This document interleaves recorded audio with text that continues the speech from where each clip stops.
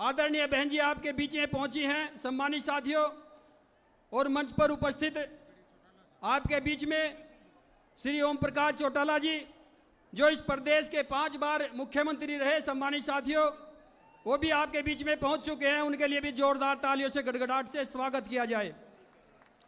आपके बीच में आदरणीय बहन कुमारी मायावती जी और श्री ओम प्रकाश चौटाला जी का आशीर्वाद प्राप्त करके दोनों पार्टियों की लीडरशिप, बड़े नेताओं की सहमति से, उनके आशीर्वाद से इसी गठबंधन के होने वाले सीएम आपके बीच में उपस्थित हैं अभय सिंह चौटाला जी। उनके लिए भी जोरदार तालियों से गड़गड़ाहट से स्वागत किया जाए। सम्मानित साथियों,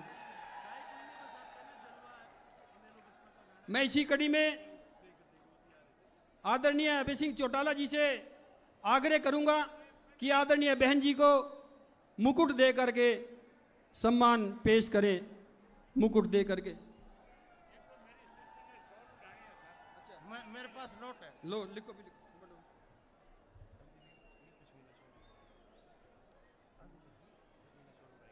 आदरणीय बहन कुमारी मायावती जी को अभय सिंह जी मुकुट भेंट करके सम्मानित कर रहे हैं।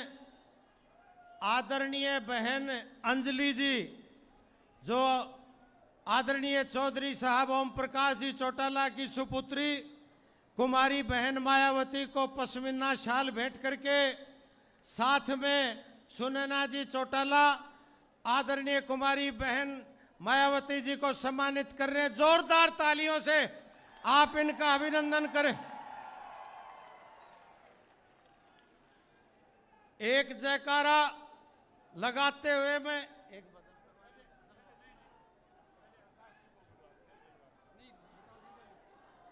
मैं सादर आमंत्रित करता हूं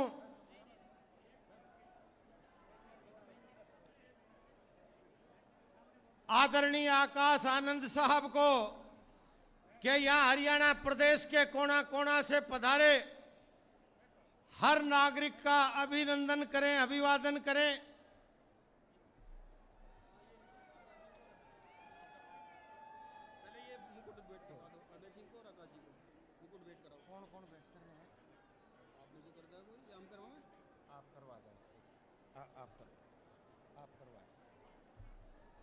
अब मैं सम्मानित साथियों आग्रह करूंगा, आकाश आनंद जी 1 मिनट बोल रहे। अब मैं आग्रह करूंगा सम्मानित साथियों कि हमारे पंजाब के नवा शहर के विधायक डॉक्टर नक्षत्रपाल जी अभय सिंह चौटाला जी को मुकुट भेंट करके स्वागत करने का काम करें। आदरणीय अभय सिंह चौटाला जी को मुकुट भेंट करके स्वागत करने का काम करें। डॉक्टर नक्षत्रपाल जी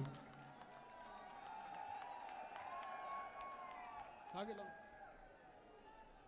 अब मैं हरियाणा प्रदेश बहुजन समाज पार्टी के महासचिव कृष्ण जमालपुर से आग्रह करूंगा कि हमारे राष्ट्रीय कोऑर्डिनेटर बहुजन समाज पार्टी के उत्तराधिकारी आदरणीय श्री आकाश आनंद जी को मुकुट देकर सम्मानित करने का काम करें।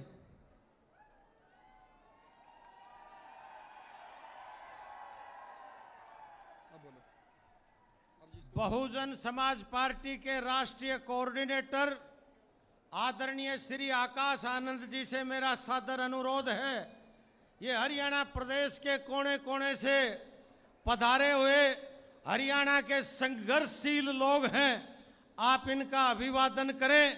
एक बार आप आकर के अपना शुभ संदेश। आकाश आनंद साहब, खास आग्रह और अनुरोध है आपसे, जब तक सूरज चांद रहेगा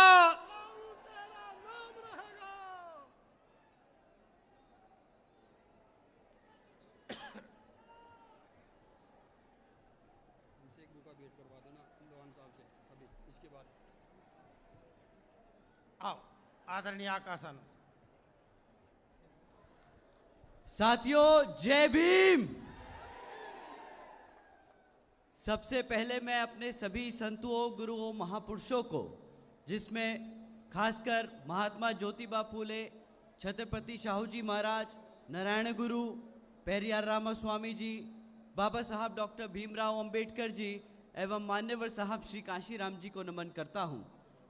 साथियों, आज मैं आप सभी को चौधरी देवीलाल जी के जन्मदिन पर आप सभी को तहे दिल से धन्यवाद करता हूं और आप सभी को शुभकामनाएं देते हैं। साथियों, आज हम सबके बीच में मौजूद उत्तर प्रदेश की 4 बार रही मुख्यमंत्री एवं पूर्व सांसद और लाखों करोड़ों बहुजन समाज के सभी भाई बहन, सभी माताएं, सभी बड़े बुजुर्गों की आशा बहन जी के नाम से लोकप्रिय बहन कुमारी मायावती जी का भी तहे दिल से आभार प्रकट करता हूं।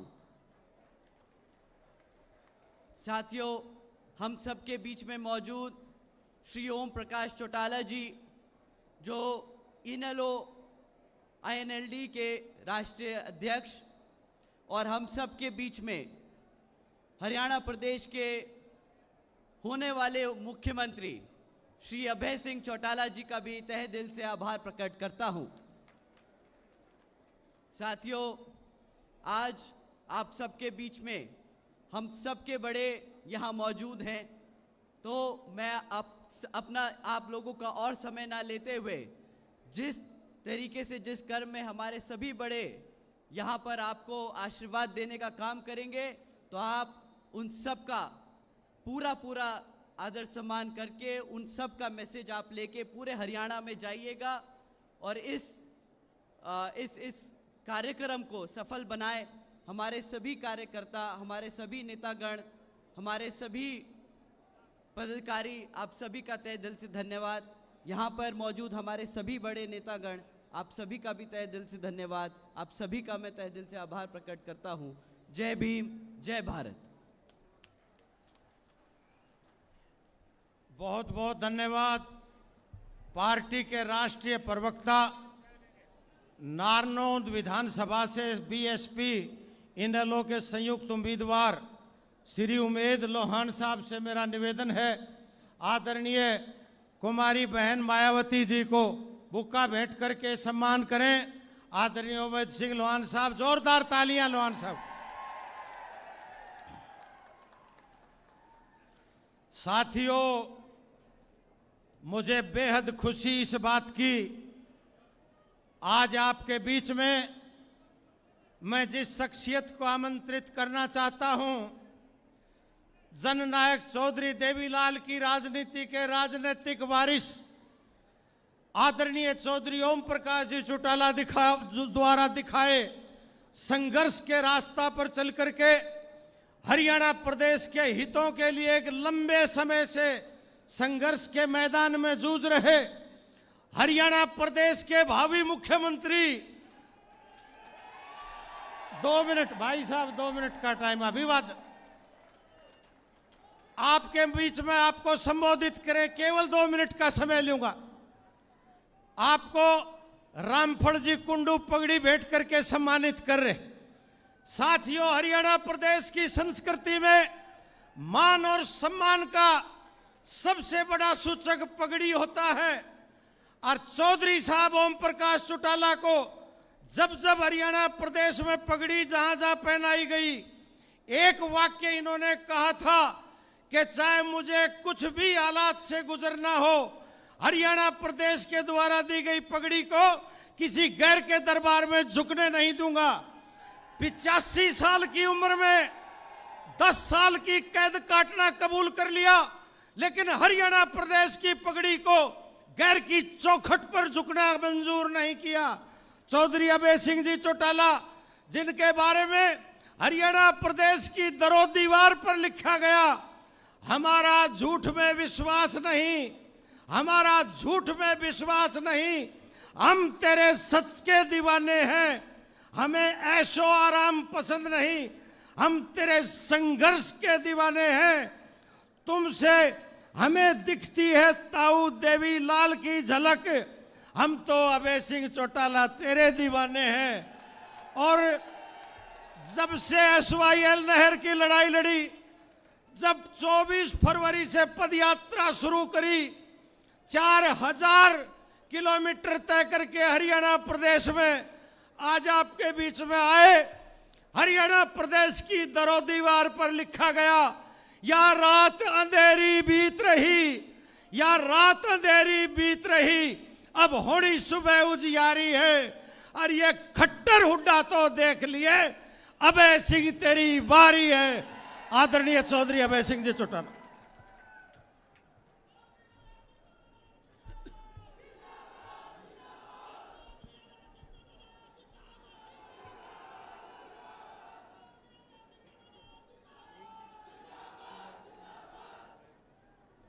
बहुत ही आदर और सम्मान के योग बहुजन समाज पार्टी की राष्ट्रीय अध्यक्ष, उत्तर प्रदेश की 4 बार रही मुख्यमंत्री चौधरी देवीलाल जी के सम्मान दिवस पे आज हमारे बीच में मुख्य अतिथि के रूप में आए बहन कुमारी Mayawati ji, Indian national Lokdal party के राष्ट्रीय अध्यक्ष, आप सबके दिलों पे राज करने वाले आदरणीय चौधरी ओम प्रकाश चौटाला जी, बहुजन समाज पार्टी के राष्ट्रीय कोऑर्डिनेटर आकाश आनंद जी, बहुजन समाज पार्टी के पंजाब, हरियाणा और चंडीगढ़ के प्रभारी श्री रणधीर बेनीवाल जी, इंडियन नेशनल लोकदल पार्टी के प्रदेश के अध्यक्ष, पूर्व में रहे मंत्री चौधरी रामपाल माजरा जी, मेरे साथ मंच पे बैठे हुए दोनों पार्टियों के राष्ट्रीय, प्रदेश, जिला और हल्का स्तर के सभी नेतागण, 90 के 90 विधानसभा क्षेत्र के दोनों पार्टियों के संयुक्त उम्मीदवारगण, आज के इस चौधरी देवीलाल जी के सम्मान दिवस पे आए हुए हरियाणा भर के आदरणीय मेरे पिता तुल्य बुजुर्गों, नौजवान साथियों, सम्मान के योग्य माताओं, बहनों, पत्रकार, छायाकार दोस्तों, साथियों, आज इस भांगड़ की ऐतिहासिक धरती पे लाखों की संख्या में आए हुए प्रदेश भर से जन सलाब के रूप में आज आप सब यहाँ आए, मैं आपका तहे दिल से स्वागत और हार्दिक अभिनंदन करता हूँ। ये जींद की धरती संघर्ष भरी धरती रही है। यहाँ के बहादुर लोगों ने हमेशा आदरणीय चौधरी देवीलाल जी को और चौधरी ओम प्रकाश चौटाला जी को न केवल राजनीतिक ताकत दी, बल्कि सदैव जींद के लोगों ने अन्याय के खिलाफ चौधरी देवीलाल ने जब जब भी लड़ाई लड़ी, आप लोगों ने पूरा समर्थन और सहयोग दे करके उस आंदोलन को जीतने का काम किया। आपको याद होगा साथियों, सन 1987 के अंदर चौधरी देवीलाल ने राजीव लोंगोवाल समझौते का विरोध किया था। उस वक्त देश में, प्रदेश में कांग्रेस पार्टी सत्ता में थी और चौधरी देवीलाल ने जब उसका विरोध किया, भारतवर्ष के राजनेताओं ने चौधरी देवीलाल से कहा कि चौधरी देवीलाल, ये जो आपने फैसला लिया है, इससे हरियाणा प्रदेश को और पंजाब प्रदेश के आपसी भाईचारे में खटास आएगा। चौधरी देवीलाल ने कहा था ये जो राजीव लोंगोवाल समझौता है, इस समझौते में हरियाणा प्रदेश के साथ पक्षपात किया गया है। मैं भी चाहता हूं पंजाब में शांति हो, पंजाब का उग्रवाद खत्म हो, लेकिन अगर कोई हरियाणा के साथ कुठाराघात करे, हरियाणा के लोगों को अपमानित करके, हरियाणा प्रदेश को कमजोर करके, हरियाणा के हिस्से के पानी को कम करके, हरियाणा की राजधानी पंजाब को दे करके अगर कोई वहां शांति स्थापित करना चाहता है, तो ये मेरे प्रदेश के लोगों के साथ सरासर अन्याय है। मैं इस अन्याय को कदापि सहन नहीं करूंगा और आखिरी दम तक हरियाणा प्रदेश के लोगों के साथ खड़ा होकर के हरियाणा के साथ न्याय कराने का काम करूंगा। साथियों, जब चौधरी देवीलाल ने न्याय युद्ध शुरू किया था, उसका समापन दिल्ली में करके और चौधरी देवीलाल ने कांग्रेस के खिलाफ बिगुल बजाया था जींद की धरती से, समस्त हरियाणा सम्मेलन के नाम से।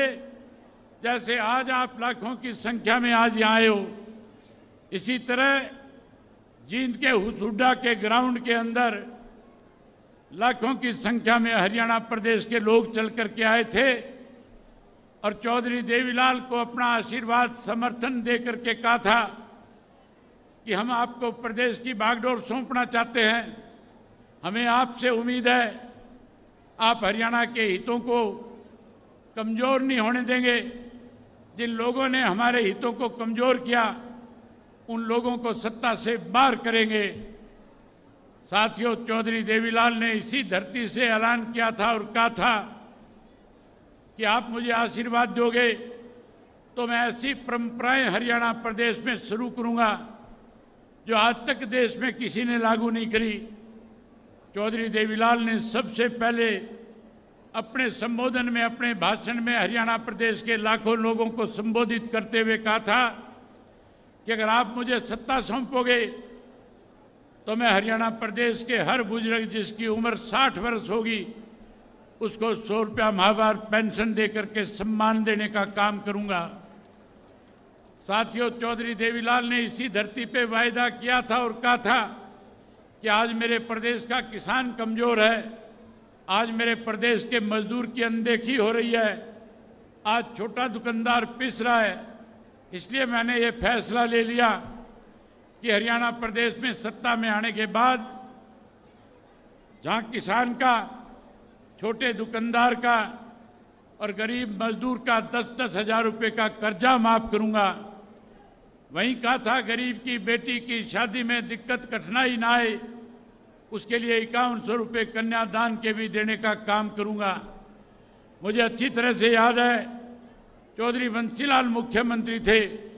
चौधरी बंसीलाल कह रहे थे चौधरी देवीलाल तो बका रहे हैं, लेकिन चौधरी देवीलाल ने कहा कि मैं कानून बना दूंगा।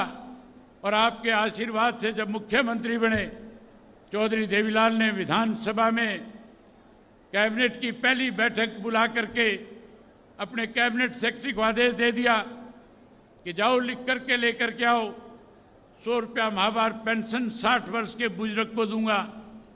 लिख के लाओ 100 रुपया माहवार पेंशन, नीचे लिखो 10,000 के कर्जे माफ और उसके नीचे लिखो 5100 रुपये कन्यादान के।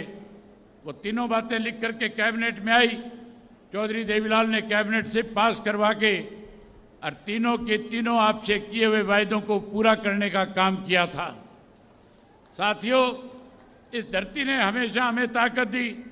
उसके बाद जब जब भी हरियाणा प्रदेश में बदलाव आए, हरियाणा प्रदेश में पिछले 20 वर्षों से 10 वर्ष की कांग्रेस पार्टी का राज है और इन 10 वर्षों में भारतीय जनता पार्टी इस प्रदेश में सत्ता में रही है। साथियों, मैं बात करूं कांग्रेस के 10 साल के राज की, तो कांग्रेस के राज में केवल और केवल हमारे कृषि प्रधान देश को इस भूपेंद्र सिंह हुड्डा ने CLU प्रधान प्रदेश बनाने का काम किया था। किसानों की 72,000 एकड़ जमीन को दफा 4-6 के नोटिस दे करके किसान को औने पौने दाम पे बेशुम कीमती जमीन को बेचने पे मजबूर कर दिया था। कांग्रेस पार्टी के 10 साल के राज में अनेक ऐसे घोटाले हुए थे कि पूरे देश में कांग्रेस पार्टी की वजह से पूरी दुनिया में हमारा देश बदनाम हो गया था। उसके बाद के जो 10 साल थे भारतीय जनता पार्टी के, अगर मैं उसकी विस्तार से चर्चा करूंगा तो बहुत लंबा समय लग जाएगा। साथियों, भारतीय जनता पार्टी का राज बनने के बाद जहां देश के प्रधानमंत्री नरेंद्र मोदी ने लोगों के साथ बड़े बड़े वायदे करके सत्ता में आए थे, सत्ता में रहते हुए जो वायदे लोगों से किए पूरा करना चाहिए था, वायदे पूरे करने की बजाय लोगों को परेशानी कैसे हो इस तरह के फैसले लेने शुरू कर दिए। याद होगा मोदी जी कहा करते थे हर घर में 15-15 लाख दूंगा। ये भी कहा था कि कांग्रेस के राज में जो धन लूट करके विदेश के बैंकों में जमा कराया गया है वो काला धन वापिस लाऊंगा, हर आदमी के खाते में 15-15 लाख जमा कराऊंगा। जब सरकार बनने के बाद पूछा गया पैसा दिया नहीं तो कहने लगे जुमला था। वहीं साथियों, किसान के साथ बड़ा धोखा किया। ये कहा था कि स्वामीनाथन की रिपोर्ट को लागू करूंगा। ये भी कहा था कि 2022 के अंदर किसान की फसल के दाम 2 गुना कर दूंगा और कहा था एमएसपी का कानून बना दूंगा। 13 महीने तक किसान को दिल्ली के चारों तरफ बॉर्डर पे बैठा करके 750 से ज्यादा किसानों की शहादत लेकर के मोदी को समझ में आया था कि किसान मर सकता है लेकिन घर वापसी नहीं करेगा, इन तीनों काले कानूनों को खत्म करा करके जाएगा। एक समय उस वक्त ऐसा भी आया था जब मैं उस किसान आंदोलन के अंदर आप लोगों के आशीर्वाद से किसानों के साथ लड़ाई लड़ रहा था, खड़ा था। मुझे किसान नेताओं की तरफ से ये कहा गया कि अगर सही मायने में आप हमारे मददगार हो, हमने पूरे देश के राजनेताओं के बीच में एक बात रखी है कि अगर आप हमारी मदद करना चाहते हो तो पहले पदों से इस्तीफा देकर के आओ, आप भी कोई बड़ा फैसला लो। मैंने अपने साथियों से बात करी और फैसला लिया कि हम चौधरी देवीलाल जी की नीतियों को आगे बढ़ाएंगे, हम उनके दिखाए हुए रास्ते पे चलेंगे। और फैसला ले लिया कि 26 जनवरी तक या तो तीनों काले कानून खत्म हो जाएंगे, अगर ये काले कानून खत्म नहीं किए गए तो 27 जनवरी को इस्तीफा दे करके किसानों के साथ खड़ा हो जाऊंगा। 26 जनवरी को काले कानून खत्म नहीं हुए थे। 27 जनवरी को विधानसभा में जाकर के अध्यक्ष के मुंह पे इस्तीफा मार के और 27 जनवरी को किसानों के बीच में जाकर के खड़ा हो गया था, किसानों की लड़ाई लड़ी और तब तक उस लड़ाई में उनके साथ रहा था जब तक किसान के साथ सरकार की तरफ से जो भेदभाव किया जा रहा है खत्म नहीं हो गया था। साथियों, भाजपा के राज में न केवल महंगाई बढ़ी, भ्रष्टाचार बढ़ा, भाजपा के राज में कानून व्यवस्था खत्म होगी। वहीं हमारे पढ़े लिखे नौजवान को जमीन बेच करके विदेश जाने पे मजबूर होना पड़ा, बेरोजगारी बढ़ गई। उसके साथ साथ साथियों, जहां बेरोजगारी बढ़ी है वहीं हमारे प्रदेश के अंदर नशा बढ़ गया, अपराध बढ़ गया। आज इस प्रदेश का किसान दुखी है, आज इस प्रदेश का मजदूर दुखी है, आज इस प्रदेश का व्यापारी और कर्मचारी दुखी है। आज पूरा प्रदेश इस भारतीय जनता पार्टी को सत्ता से बाहर करना चाहता है। वहीं साथियों, जो कांग्रेस पार्टी सत्ता के सपने ले रही है, जो कांग्रेस पार्टी रोजाना ये कह रही है कि हम सत्ता की तरफ बढ़ रहे हैं, हम सत्ता में आ रहे हैं, उस पार्टी की हालत ऐसी है, उनके नेताओं के बोल इस किस्म के हैं कि आज वो हमारी दलित महिलाओं को अपमानित करने का काम करते हैं। आज उनके नेता इस किस्म की भाषा का प्रयोग करते हैं जो मैं आपके सामने बोल करके बता भी नहीं सकता। आज उनके पास चुनाव लड़ाने के लिए उम्मीदवार भी नहीं है। आज हाशिए पे कांग्रेस आकर के खड़ी हो गई है। आज तो साथियों, कांग्रेस सत्ता में आने के लिए किस तरह के लोगों के साथ लुभावने वायदे करने का काम कर रही है। मैं पिछले दिनों अखबारों में ऐड देख रहा था, उन ऐड में लिखा हुआ था कि अगर कांग्रेस पार्टी सत्ता में आएगी 300 यूनिट बिजली फ्री कर देगी। लिखा हुआ था कि 6000 पेंशन कर देंगे। उसमें लिखा हुआ था गरीब को 100 गज का प्लाट दे देंगे। उसमें अनेक ऐसे वायदे लोगों के साथ कर रहे थे और ये कह रहे थे कि आप हमें सत्ता में लेकर के आओ। ये केवल सत्ता का लॉलीपॉप था, ये केवल आपको लुभाने की बात थी। वायदे तो पूरे किए थे चौधरी देवीलाल ने, और जो वायदे हम आपके बीच में करेंगे, हम आपसे वायदा करते हैं चौधरी देवीलाल की नीतियों को आगे बढ़ाएंगे।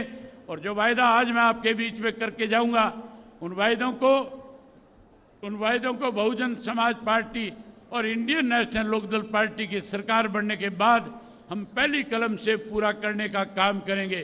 वायदे अगर पूरे किसी ने किए तो उत्तर प्रदेश के अंदर बहन मायावती ने मुख्यमंत्री बनने के बाद किए थे। जहां गरीब को नौकरी दी, वहीं गरीब आदमी को कैसे अमीर आदमी के बरोबर खड़ा किया जाए, इसलिए उन्होंने उनको कम ऋण के ऊपर पैसा दे करके ऊपर आगे बढ़ाने का काम किया था। कैसे गरीब आदमी का उत्थान हो, इसके लिए संघर्ष किया, लड़ाई लड़ी थी। आज जो वायदे मैं आपके बीच में करूंगा, आप हमें सत्ता में लेकर के आओ, सरकार बढ़ाओ। आपकी सरकार बनने के बाद जो बातें आज मैं आपके बीच में कह करके जाऊंगा, उनको पूरा करने का काम करूंगा।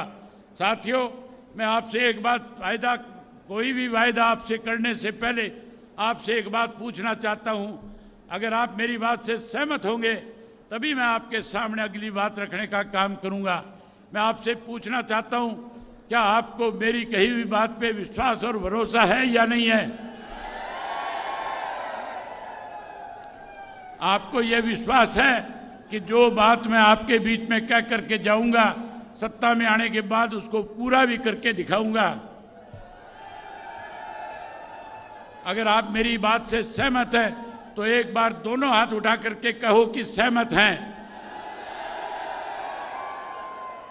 साथियों, चौधरी देवीलाल जी ने 100 रुपया पेंशन बढ़ाई थी, आज से 35 वर्ष पहले बढ़ाई थी। वो 100 रुपया आज के 10,000 से भी ज्यादा है। आज किसी ने पेंशन बढ़ाई तो चौधरी ओम प्रकाश चौटाला जी ने उसको आगे बढ़ाने का काम किया था। साथियों, कांग्रेस के लोग कह रहे हैं 6,000 करेंगे। मैं उन कांग्रेसियों से पूछना चाहता हूं, 10 साल राज था, काम मर गए थे तुम, तब तुमने पेंशन क्यों नहीं बढ़ाई? आज केवल लालच दिया जा रहा है। ये रीत चौधरी देवीलाल ने चलाई थी, इस रीत को आगे चौधरी ओम प्रकाश चौटाला ने बढ़ाया था और इसको और आगे ले जाने का काम बहुजन समाज पार्टी और इंडियन नेशनल लोकदल पार्टी दोनों मिलकर के करेगी। हम 100 रुपये वाली पेंशन 7500 रुपया महीना करके बुजुर्गों का मान सम्मान बढ़ाने का काम करेंगे।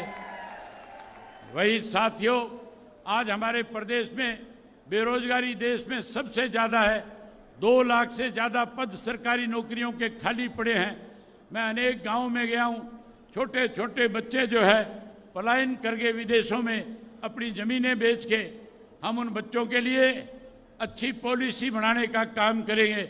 और वहीं हर घर से एक पढ़े लिखे नौजवान बच्चे को, चाहे वो बेटा है बेटी है, उसको सरकारी नौकरी कानून बना करके देने का काम करेंगे। जो बच्चा नौकरी से वंचित रह जाएगा उसे मायूस नहीं होने देंगे। हम उस बच्चे को जब तक नौकरी नहीं लग जाएगा 21,000 रुपया बेरोजगारी भत्ता दे करके उसका मान सम्मान बढ़ाएंगे। वहीं उसके साथ साथ हमारी लाखों हजारों की संख्या में माताएं बहनें आई बैठी है।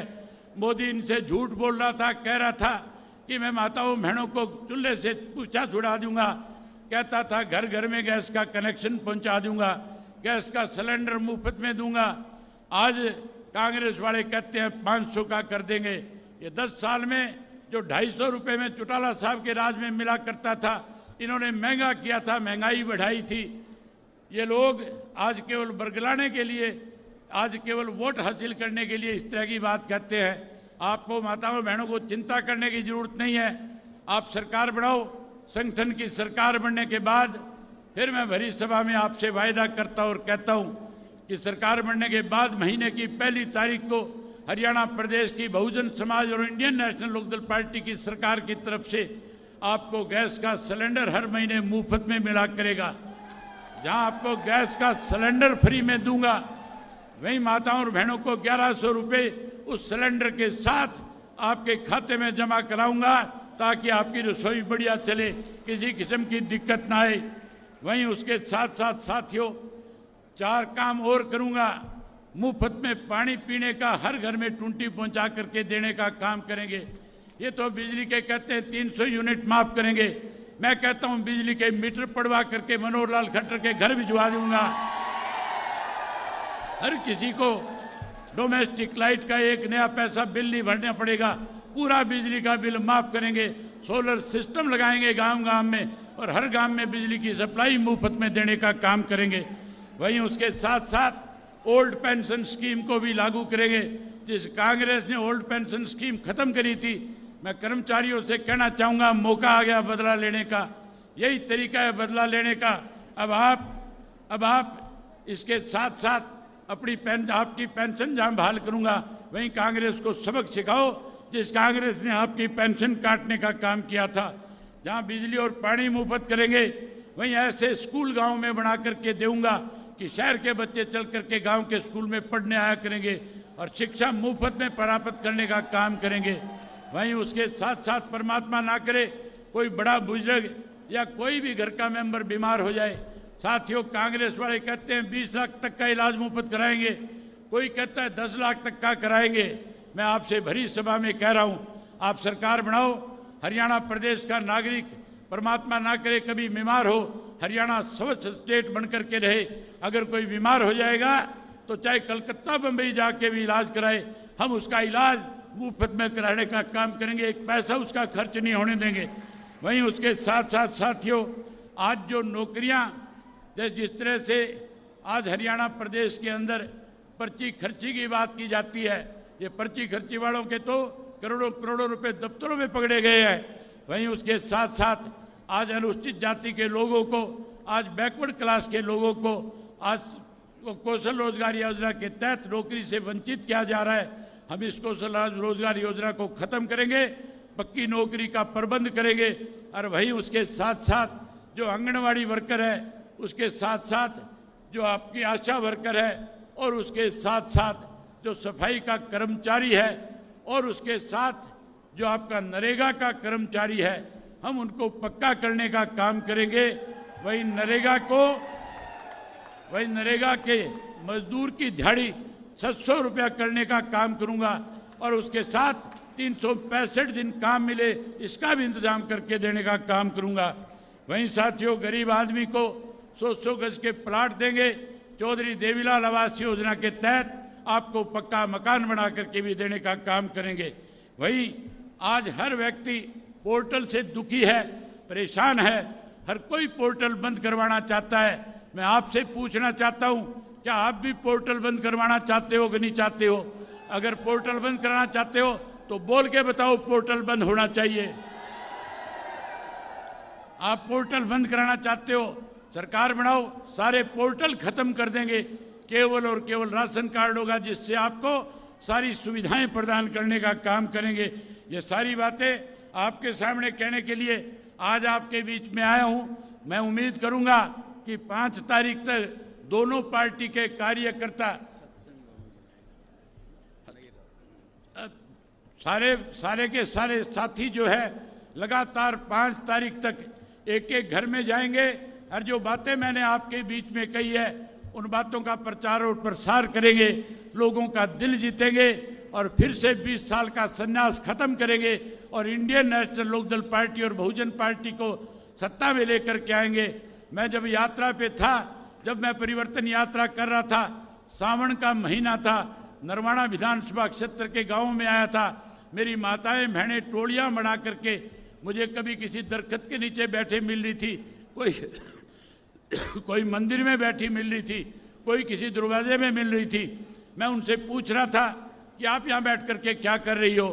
कह रही है सावन का महीना है, हम सत्संग कर रही हैं। मैंने कहा सत्संग के लिए कोई जगह नहीं है। कहने लगी हमारे पास कोई जगह नहीं है। मैं माताओं बहनों को विश्वास दिलाता हूँ, सरकार बनने के बाद हर गांव के अंदर माताओं और बहनों के लिए सत्संग भवन बना करके भी देने का काम करूंगा। साथियों, बातें बहुत सारी थी आपके बीच में कहने के लिए, लेकिन बहन मायावती जी को वापस जाना है। इनके हेलीकॉप्टर की उड़ान 3:30 बजे से बाद में उनको दिक्कत आएगी, इसलिए मैं आपके बीच में आपका समय न लेकर के आप सबसे एक आग्रह करूंगा कि बहन मायावती जी जब तक आपको एक एक बात कह ना दे, कोई भी साथी अपनी जगह से हिलेगा नहीं। सब साथी बहन मायावती जी का संदेश सुन करके जाएंगे। वहीं चौधरी ओम प्रकाश चौटाला जी भी आप सबको आशीर्वाद देने का काम करेंगे। आप लाखों की संख्या में आए, आपने लाखों की संख्या में आकर के आज चौधरी देवीलाल के प्रति अपने श्रद्धा सुमन अर्पित किए। मैं आप सबका बहुत आभार व्यक्त करता हूं, आपका धन्यवाद व्यक्त करता हूं, और आपसे उम्मीद करता हूं कि अब की बार इंडियन नेशनल लोकदल पार्टी और बहुजन पार्टी की सरकार बनाने में बड़ा योगदान करने का काम करोगे। एक बार चौटाला साहब को और बहन मायावती जी को विश्वास दिलाओ कि हम आपकी सरकार बनाने जा रहे हैं। दोनों हाथ खड़े करके जोर से कहो, सरकार बनाने जा रहे हैं। आप सब ने मेरी बात सुनी, आप सबका बहुत धन्यवाद। जय हिंद, जय हरियाणा। सम्मानित साथियों,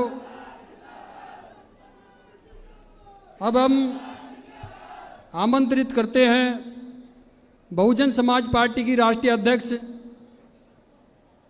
उत्तर प्रदेश की 4 बार रही मुख्यमंत्री, इस देश के शोषितों, पीड़ितों, गरीबों की मसीहा, सर्वे समाज के मान और सम्मान का प्रतीक आदरणीय बहन कुमारी मायावती जी से निवेदन पूर्वक आग्रह करते हैं कि आएं और इस जनसभा को संबोधित करने का काम करें। सम्मानित साथियों, गंभीरता से सुनना, गंभीरता से। हुटिंग कोई नहीं करेगा, कोई व्यक्ति हुटिंग नहीं करेगा। बिल्कुल गंभीरता से सुन करके गंभीरता से सरकार बनाने का काम करो। आदरणीय बहन कुमारी मायावती जी।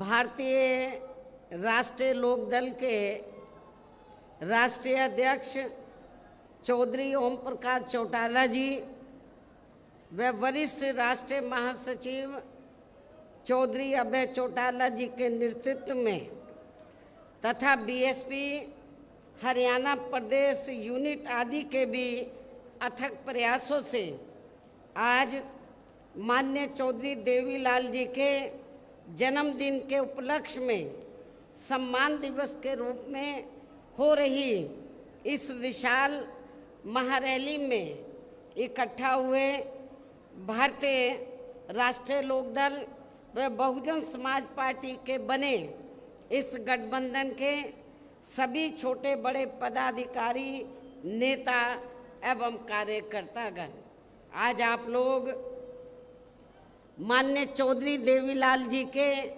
जन्मदिन को इसे सम्मान दिवस के रूप में मनाने के साथ साथ यहाँ हरियाणा प्रदेश में विधानसभा के लिए हो रहे आम चुनाव में अपने बने इस गठबंधन के उम्मीदवारों के भी समर्थन में हमें सुनने के लिए यहाँ भारी संख्या में इकट्ठा हुए हैं। तो इसके लिए मैं आप सभी लोगों का हार्दिक दिल से आभार प्रकट करती हूँ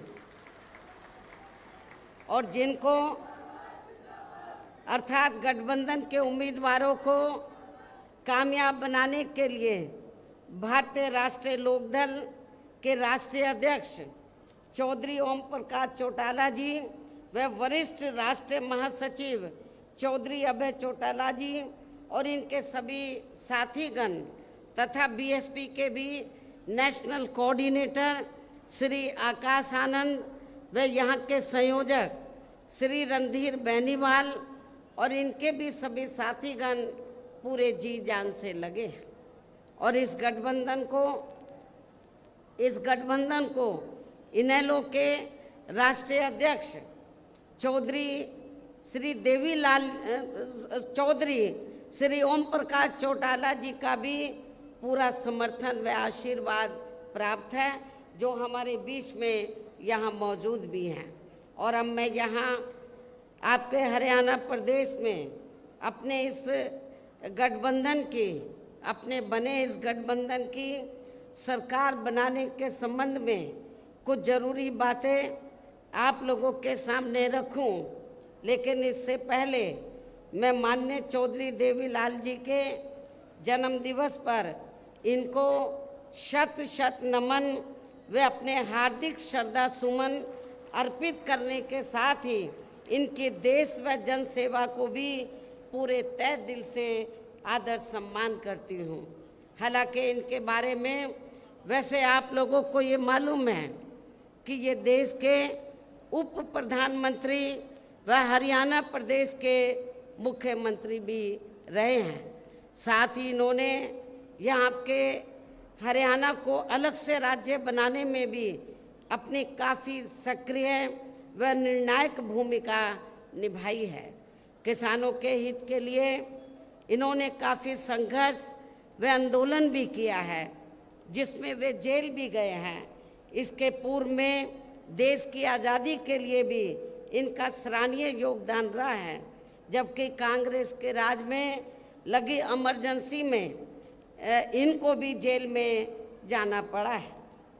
इसके साथ साथ ये सामाजिक क्षेत्र में व राजनीति में भी काफ़ी सक्रिय रहे हैं। ये अपनी पार्टी भारतीय राष्ट्रीय लोकदल के संस्थापक व राष्ट्रीय अध्यक्ष भी रहे हैं। इस प्रकार से ये सीधे तौर पर देश व आम जनता से जुड़े रहे हैं। ऐसे महान व्यक्तित्व वे अपने समय में खासकर खुद के अपने समाज में तथा किसानों में भी अति लोकप्रिय रहे माननीय चौधरी देवीलाल जी का आज जन्म दिवस है, जिनकी जयंती को सम्मान दिवस के रूप में मनाने व इनके इस कार्यक्रम में मेरे मुख्य अतिथि के रूप में शामिल होने के साथ साथ अपने गठबंधन के सभी छोटे बड़े सम्मानित नेता एवं कार्यकर्तागण आदि भी यहाँ भारी संख्या में पहुँचे हैं।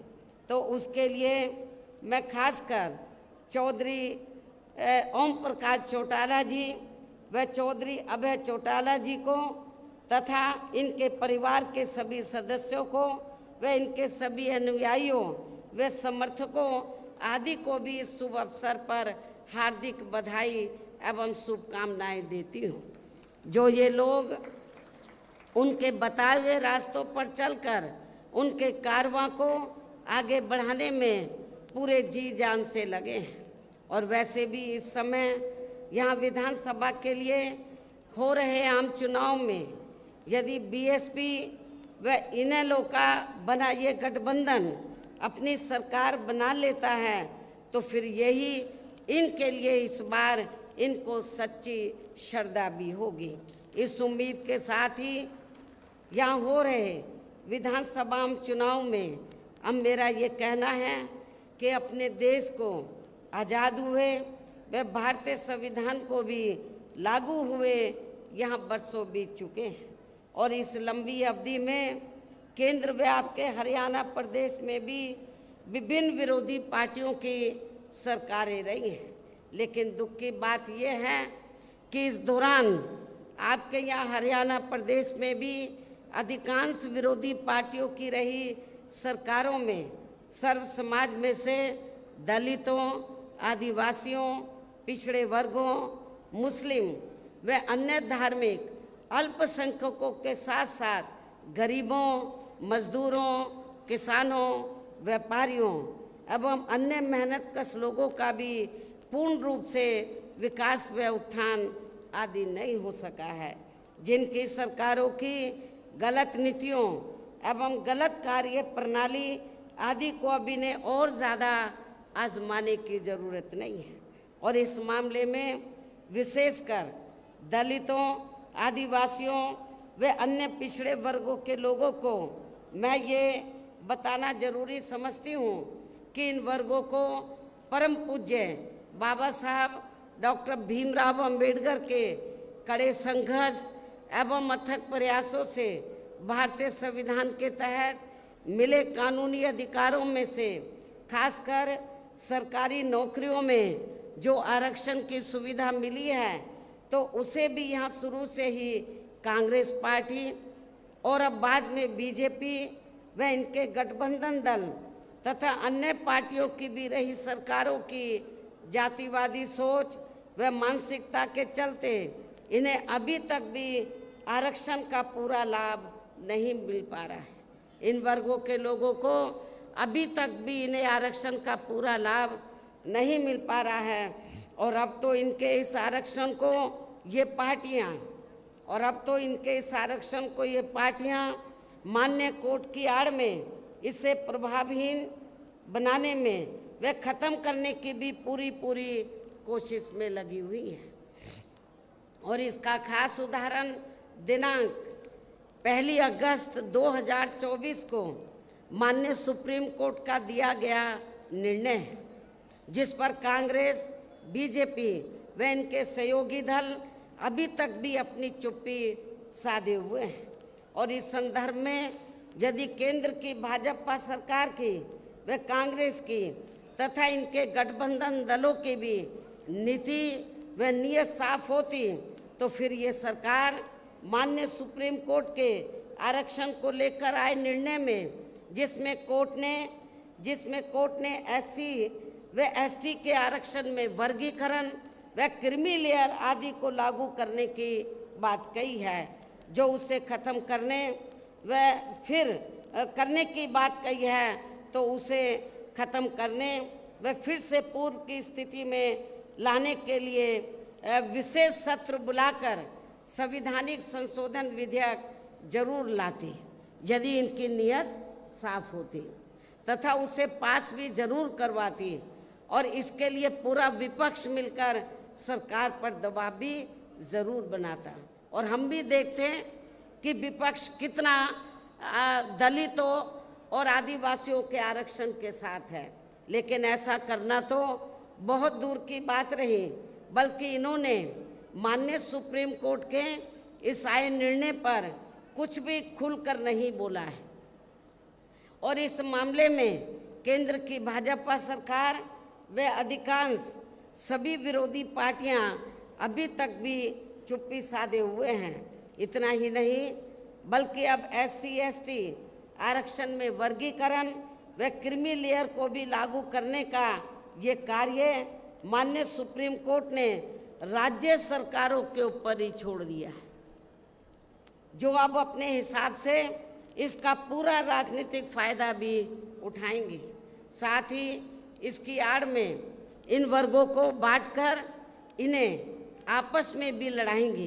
अर्थात अब ये पार्टियां फूट डालो व राज करो की नीति का भरपूर फायदा उठाएंगे, जबकि संविधान के मुताबिक किस जाति को एससी व एसटी की सूची में शामिल करना है या नहीं करना है, तो इसका ये अधिकार अभी तक केवल संसद व माननीय राष्ट्रपति जी को ही दिया हुआ था, जिसे 1 अगस्त 2024 को माननीय सुप्रीम कोर्ट के आए निर्णय के जरिए वापस लेकर इसे अब सीधे राज्य सरकारों को ही दे दिया गया है, जिससे अब इन वर्गों के साथ काफ़ी ज्यादती होगी। अर्थात इनका अब ये आरक्षण ना के बराबर ही रह जाएगा। और अब कांग्रेस के श्री राहुल गांधी ने तो विदेश में जाकर इनके सभी आरक्षण को ही आगे वक्त आने पर ख़त्म करने का ही ऐलान कर दिया है।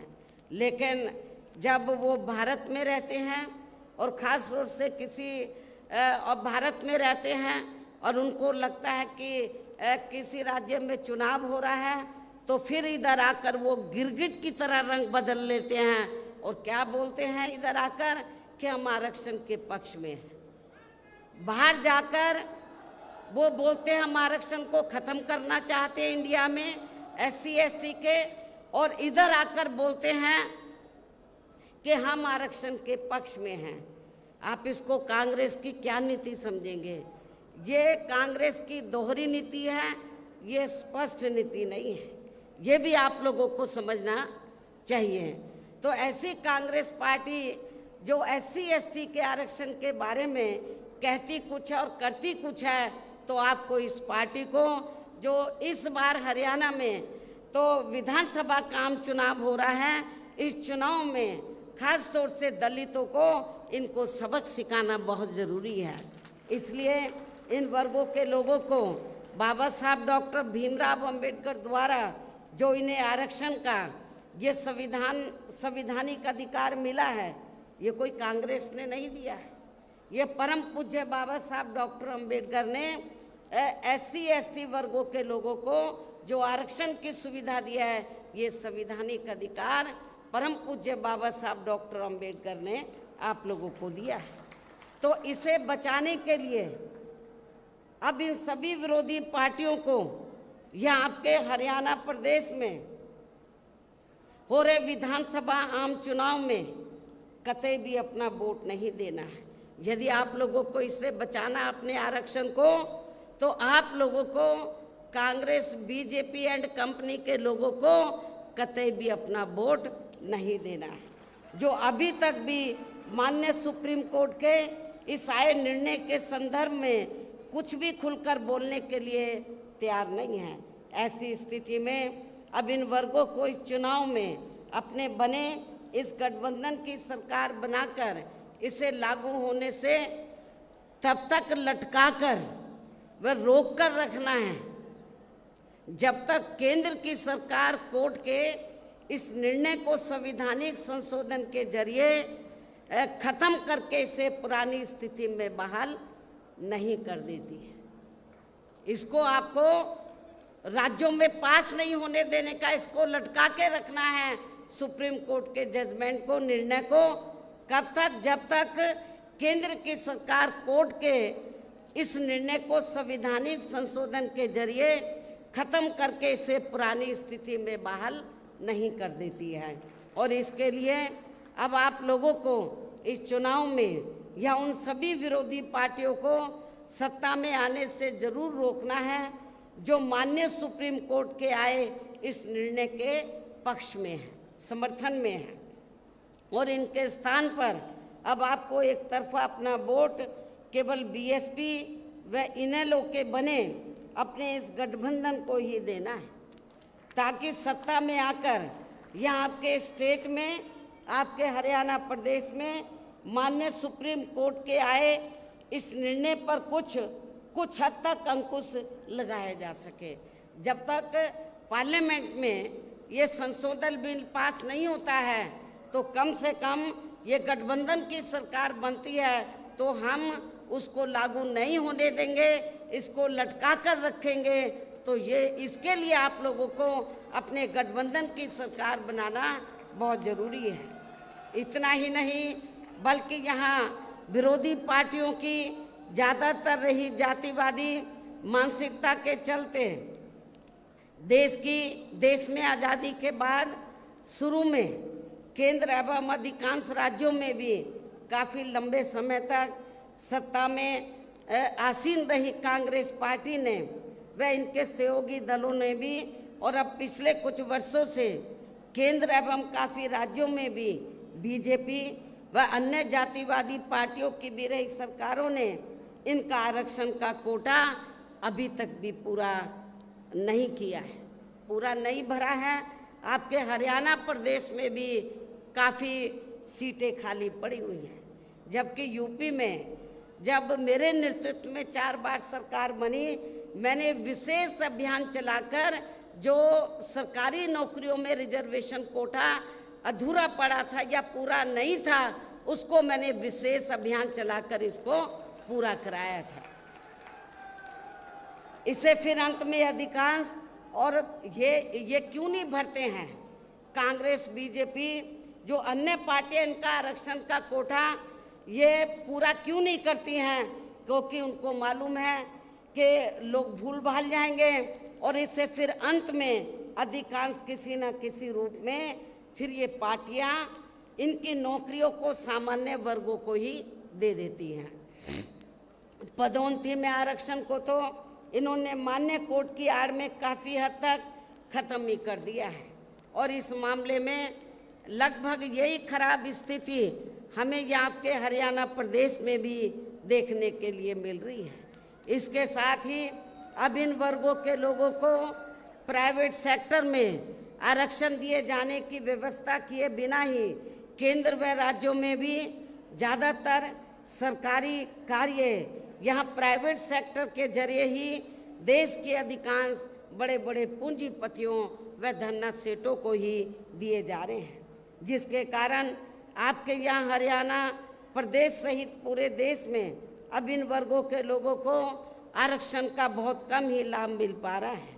और अब इससे पूरे देश में दलितों व आदिवासियों के साथ साथ अन्य पिछड़े वर्गों को भी काफ़ी ज़्यादा नुकसान हो रहा है, जबकि अन्य पिछड़े वर्गों के लोगों को भी ये मालूम होना चाहिए इन्हें मंडल कमीशन की रिपोर्ट के तहत आरक्षण की ये सुविधा केंद्र में कांग्रेस पार्टी की रही सरकार में नहीं बल्कि बीएसपी के कड़े संघर्ष एवं अथक प्रयासों से ही केंद्र में रही श्री बीपी सिंह की सरकार में ही मिली थी, जिसके लिए बीएसपी को काफ़ी संघर्ष करना पड़ा था, जिसका भी अब यहाँ जातिवादी विरोधी पार्टियों की चल रही सरकारें इन्हें पूरा लाभ नहीं दे पा रही हैं। इसके साथ ही श्री बीपी सिंह की सरकार में ही इन वर्गों के मसीहा परम पूज्य बाबा साहब डॉक्टर भीमराव अंबेडकर को भी यहाँ भारत रत्न की उपाधि से सम्मानित किया गया था, जिसके लिए वो हर प्रकार से पात्र भी थे, जो इनको बहुत पहले ही ये सम्मान मिल जाना चाहिए था, जिसके लिए विशेषकर कांग्रेस पार्टी प्रमुख तौर से जिम्मेवार व कसूरवार भी है। इससे इन वर्गों के प्रति इस पार्टी की हीन व जातिवादी मानसिकता साफ झलकती है, जिसने इनके कारवां को आगे बढ़ाने वाले वे हर मामले में समर्पित व्यक्तित्व मान्यवर श्री कांशीराम जी के देहांत होने पर केंद्र में रही इसी कांग्रेस पार्टी की सरकार के चलते हुए एक दिन का भी राष्ट्रीय शोक घोषित नहीं किया गया था। इन वर्गों के मामले में यहाँ मैं ये भी कहना चाहती हूँ, केंद्र द्वारा लोकसभा व विधानसभा चुनाव में महिलाओं को जो 33% आरक्षण देने की बात कही गई है, तो उसमें SC, ST व OBC वर्गों की महिलाओं को अलग से कुछ भी आरक्षण नहीं दिया गया है। इसके साथ ही इन वर्गों के लोगों को जुल्म जाति से निजात दिलाने के लिए जो भी नियम व कानून आदि बने हैं, तो उन पर भी केंद्र व अधिकांश राज्यों की सरकारें सही से अमल नहीं कर पा रही हैं, जिससे अब यहाँ खासकर दलितों व आदिवासियों के ऊपर शोषण करने वाले लोगों का, अति पिछड़े वर्गों के लोगों के ऊपर भी शोषण करने वाले लोगों का मनोबल और भी ज़्यादा बढ़ रहा है। और ये सब हमें यहाँ आपके हरियाणा प्रदेश में भी काफ़ी कुछ देखने के लिए मिल रहा है। इसी प्रकार हमें पूरे देश में मुस्लिम व अन्य धार्मिक अल्पसंख्यक समाज के लोगों की भी हालत हर मामले में कोई खास अच्छी नज़र नहीं आती है। इतना ही नहीं बल्कि अपर कास्ट समाज में व जाट समाज में भी खासकर गरीब लोगों की भी आर्थिक स्थिति अभी भी यहाँ आपके प्रदेश सहित पूरे देश में काफ़ी ज़्यादा खराब व दयनीय ही बनी हुई है। इसके अलावा आपके हरियाणा प्रदेश सहित पूरे देश में सर्व समाज में से विशेषकर यहाँ गरीब, मजदूर, किसान, कर्मचारी, व्यापारी एवं अन्य मेहनतकश लोग भी अपनी विभिन्न समस्याओं को लेकर अभी भी हमें काफ़ी ज़्यादा दुखी ही नज़र आते हैं। और इनमें भी किसान वर्ग तो केंद्र की वर्तमान भाजपा सरकार द्वारा बनाई गई इनकी गलत नीतियों के कारण अब काफ़ी ज़्यादा परेशान व आंदोलित भी रहा है और अभी भी है। लेकिन इन सब की मुख्य वजह हमारी पार्टी केंद्र व आपके हरियाणा प्रदेश में भी यहाँ अब तक की रही अधिकांश विरोधी पार्टियों की रही सरकारों की गरीब व किसान विरोधी तथा जातिवादी, पूंजीवादी व संकीर्ण मानसिकता के तहत बनाई गई इनकी गलत नीतियों एवं गलत कार्य प्रणाली को ही काफ़ी हद तक जिम्मेवार मानकर चलती है। और इस मामले में खासकर इनकी गलत आर्थिक नीतियों की वजह से ही आए दिन यहाँ पूरे देश में आपके हरियाणा प्रदेश में भी गरीबी, बेरोजगारी व महंगाई आदि भी काफ़ी ज़्यादा बढ़ रही है।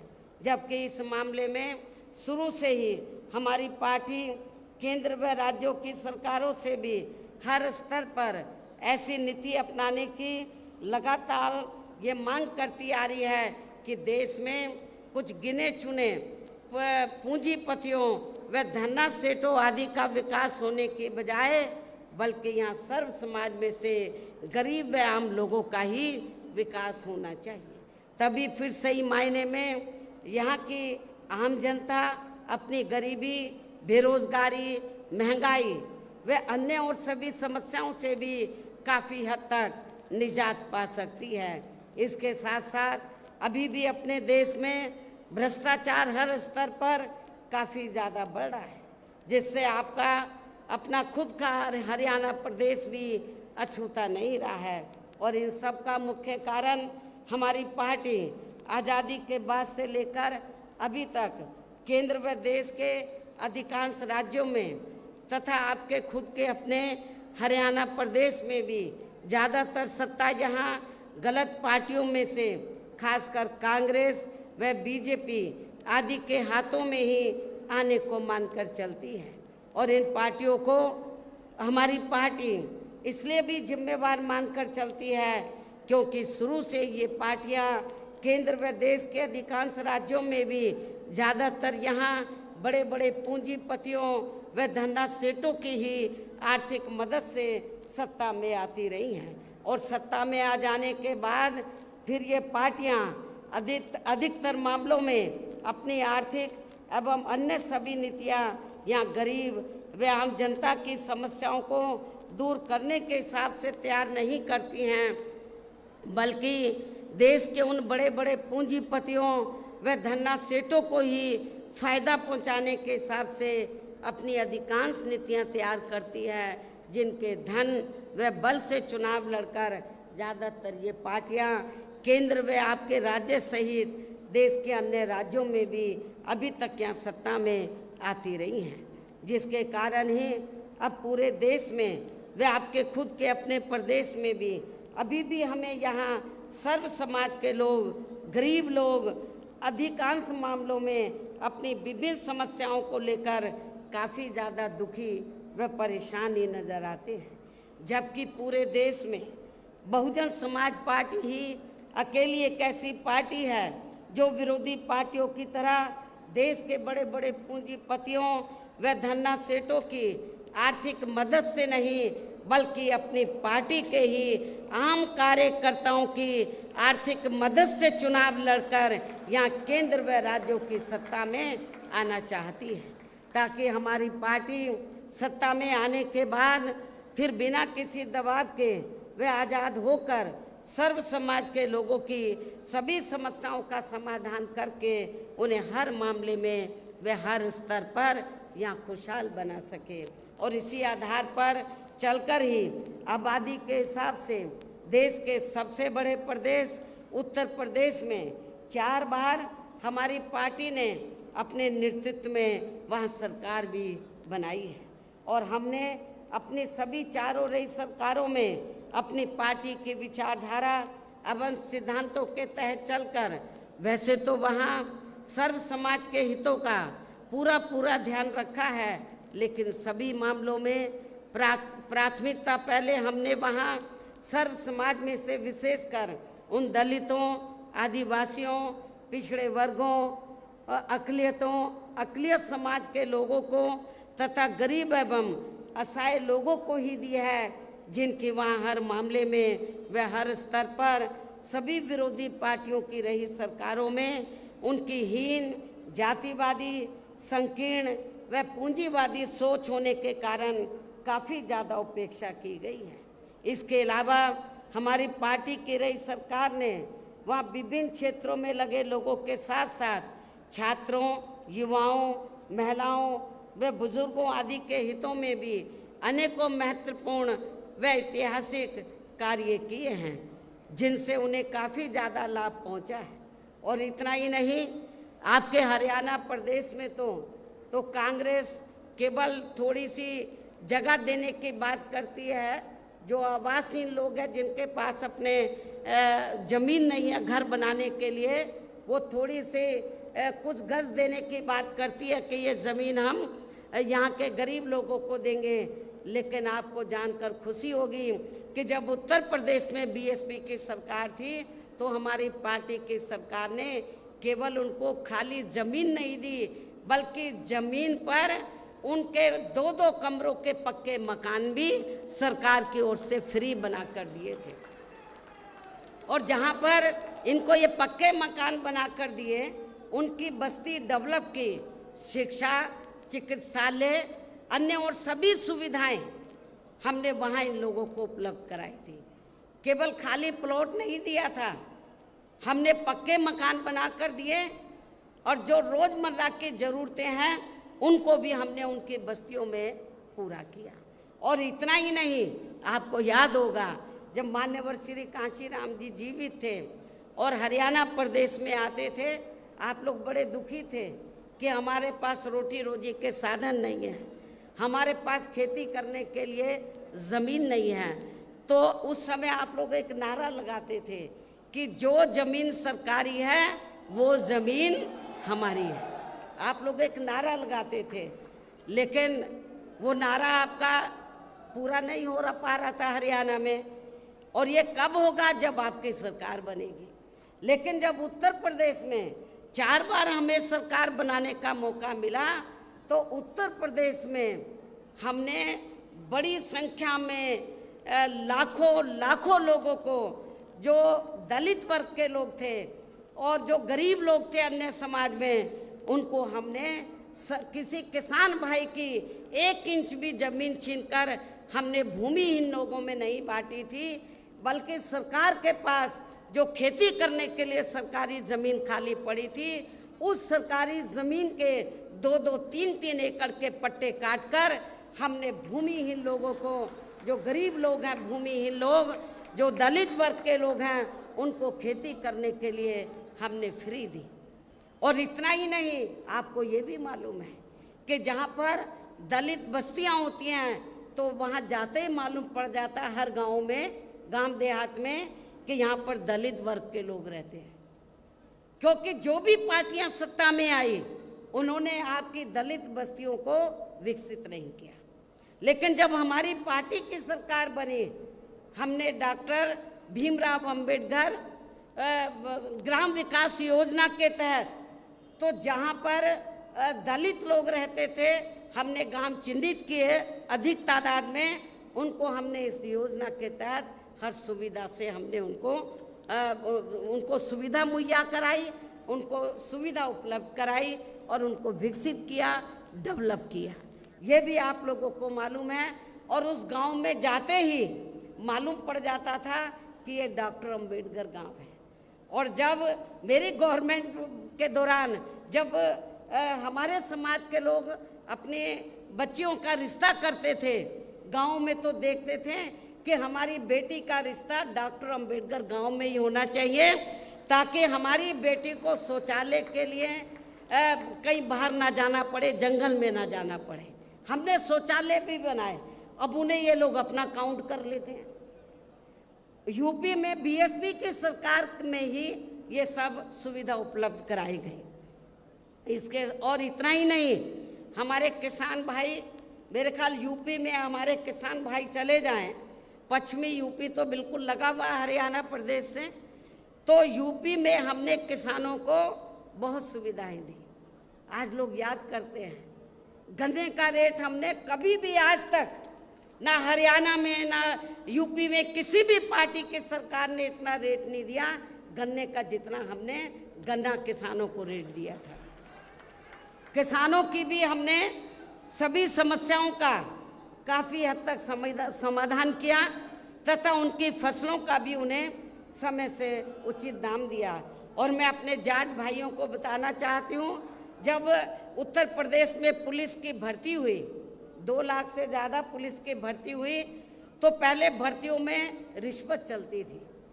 तो लेकिन मेरी सरकार में मैंने बोला रिश्वत नहीं चलेगी,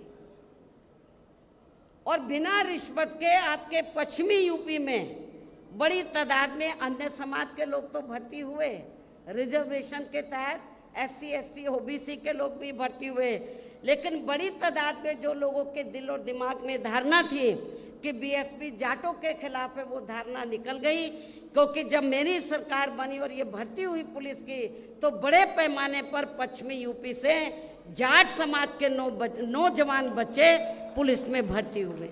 और आज आप गाँवों में चले जाओ, वो यही कहते हैं कि बहन जी ने बिना पैसे के हमारे बच्चों को नौकरी दे दी, पुलिस में भर्ती कर दिया।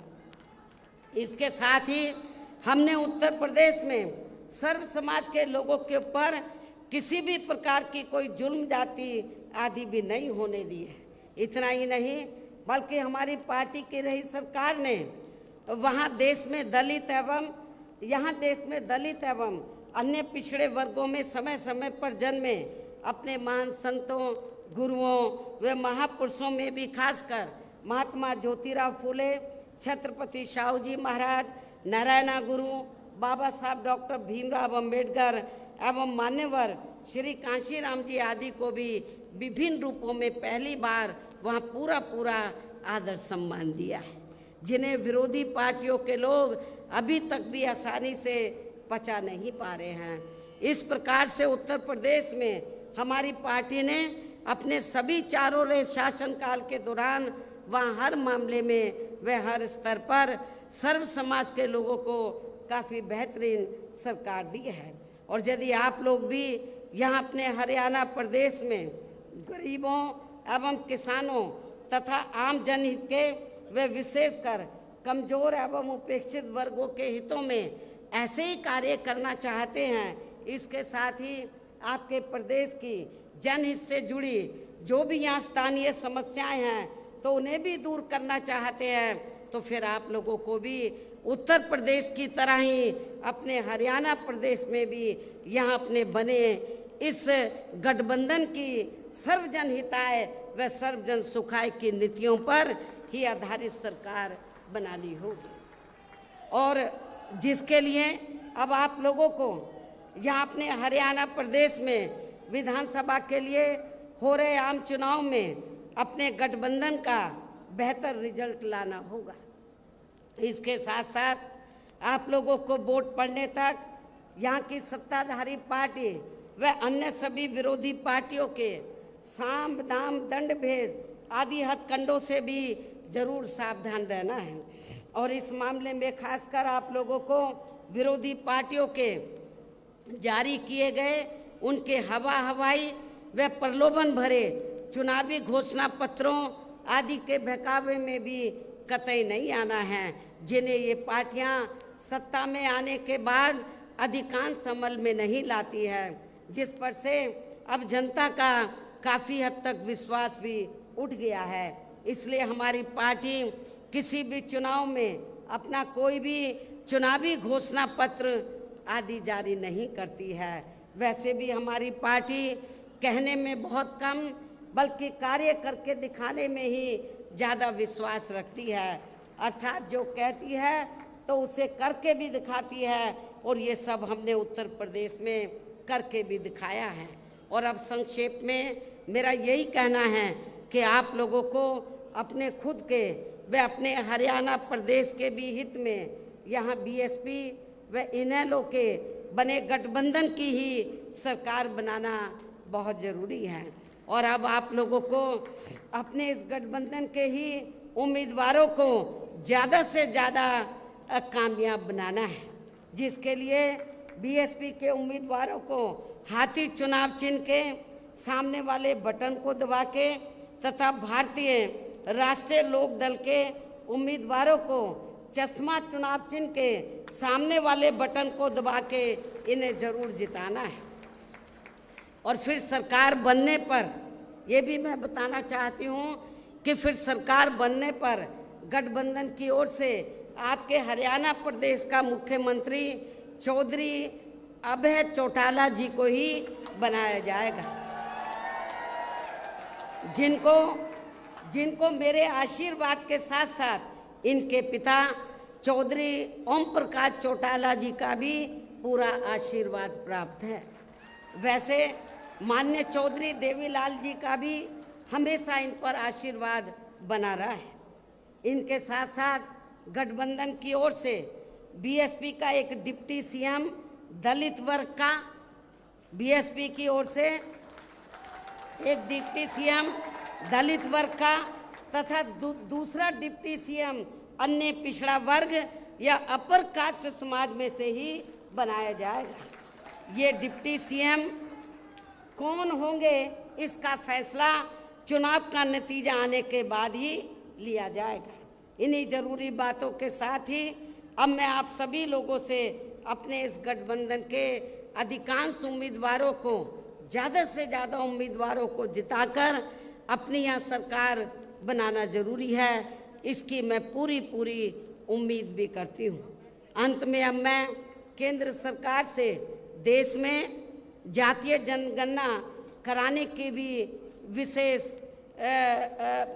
मांग करती हूँ, अनुरोध करती हूँ, आग्रह करती हूँ, जिसको शुरू में केंद्र में रही कांग्रेसी सरकार ने और अब वर्तमान में चल रही बीजेपी की केंद्र की सरकार ने भी इसे अभी तक भी लटका के रखा है, इसे अमल में नहीं लाया है।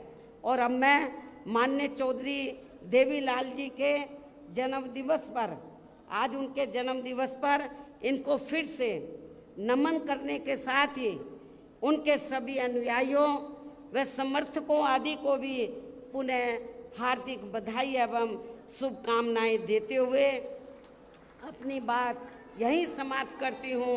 धन्यवाद। जय भीम व जय भारत।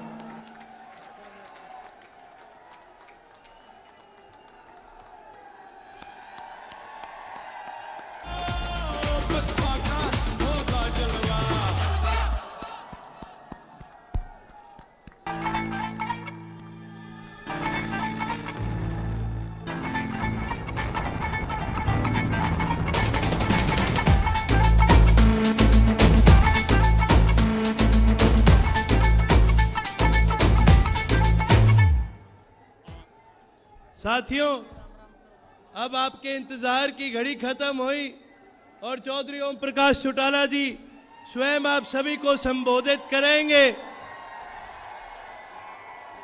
मैं मेरे युवा साथियों को एक बात बताना चाहता हूं, संघर्ष की प्रतिमा आपके सामने है। हमने चौधरी ओम प्रकाश चौटाला जी से आग्रह किया था कि आप हम सभी साथी आपको बैठे बैठे सुनना चाहते हैं। चौधरी ओम प्रकाश चौटाला जी ने मना कर दिया, बोला मैं मेरे सभी साथियों को यहीं मंच पर आकर के खड़े होकर संबोधित करने का काम करूंगा। साथियों, जोश में कमी नहीं दिखनी चाहिए, नारा लगाने का काम करें। चौधरी ओम प्रकाश चौटाला जिंदाबाद। लौह पुरुष चौधरी ओम प्रकाश चौटाला जिंदाबाद।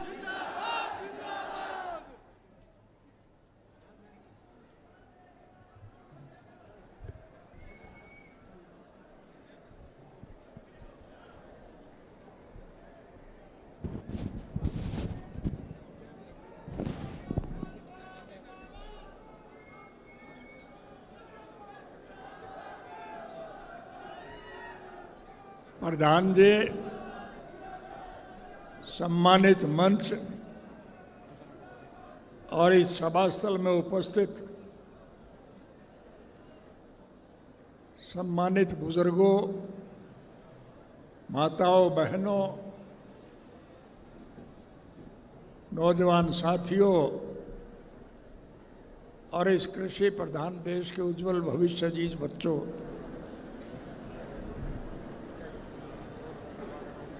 स्वर्गीय चौधरी देवीलाल जी के 110वें पवित्र जन्म दिवस के सिलसिले में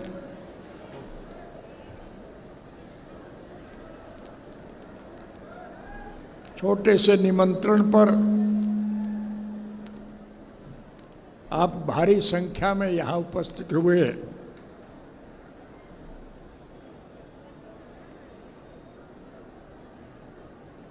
जितने लोग आप इस सभास्थल में बैठे हैं उससे कहीं ज़्यादा सड़कों पे बैठे हुए।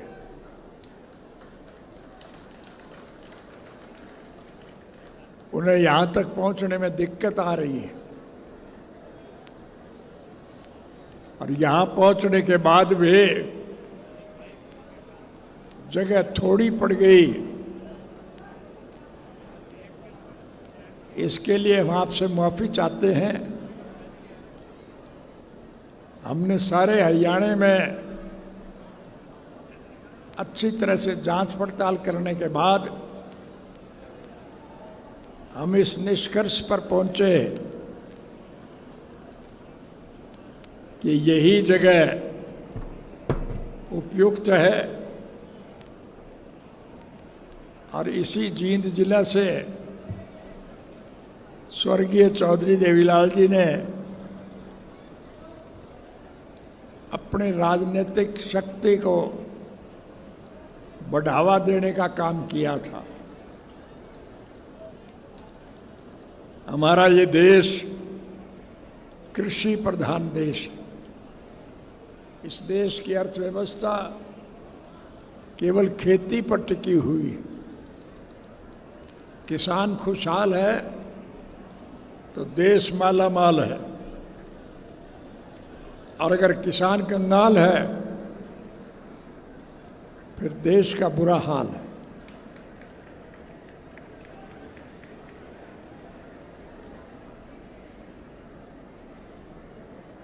हरियाणा प्रदेश कृषि प्रधान प्रदेश है।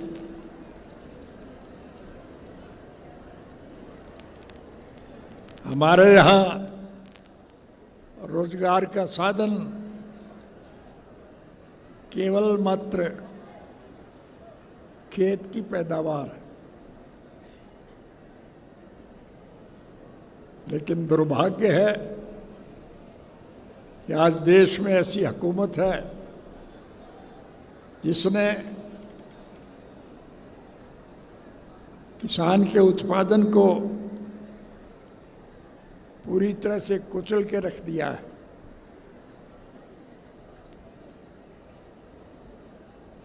गन्ना हम पैदा करते हैं,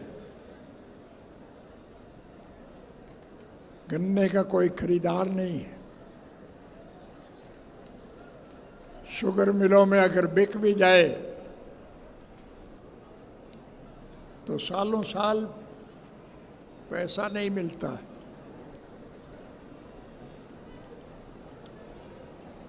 लेकिन उस गन्ने को पीड़ने वाले लोग उसके इतने दाम तय करते हैं कि आम आदमी आज परेशान है।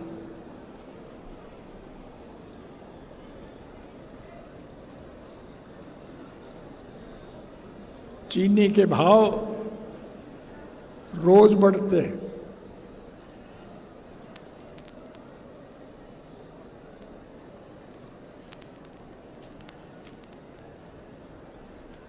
चना, मूंग, मोठ, मसर हम पैदा करते हैं, उसका कोई खरीदार नहीं है।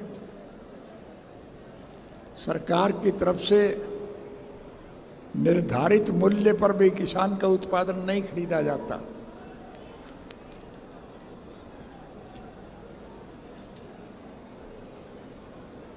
लेकिन उनको पीड़ने वाले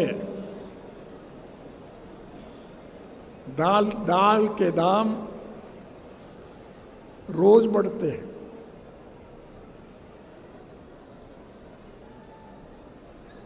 सरसों, तारामीरा, तोरिया, अरहर हम पैदा करते हैं, लेकिन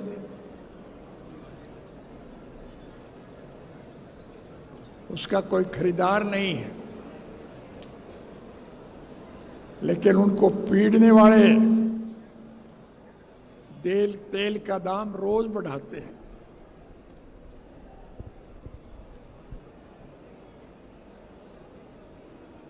आप सुन करके ताज्जुब करेंगे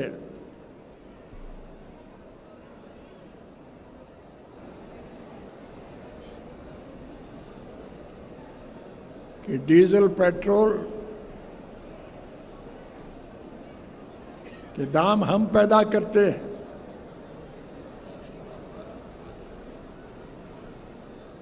लेकिन वो हमें दाम नहीं मिलते।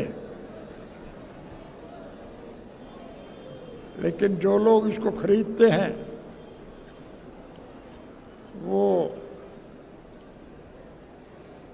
इसके दाम रोज बढ़ाते हैं। आप ताज्जुब करोगे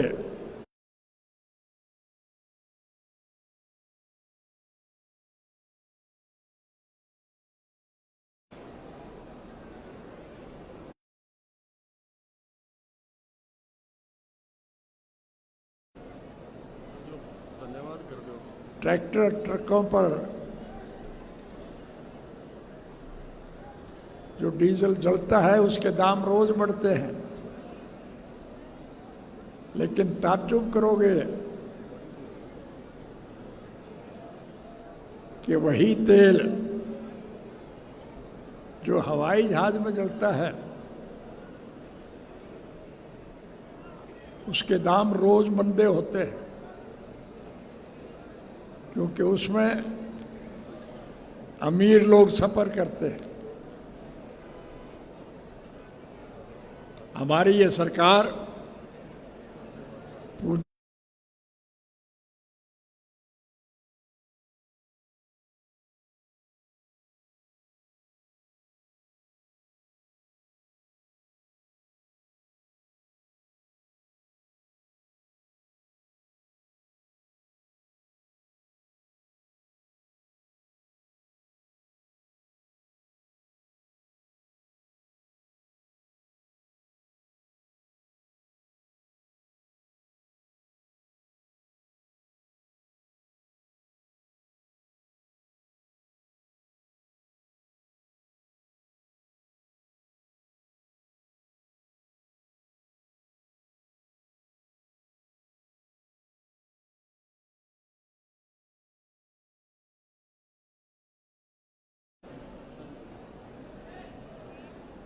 कि उन्हें जब भी सत्ता पक्ष के लोगों से बात करने का अवसर मिले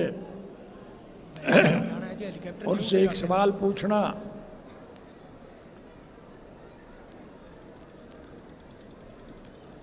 कि ये महंगाई कैसे बढ़ी है।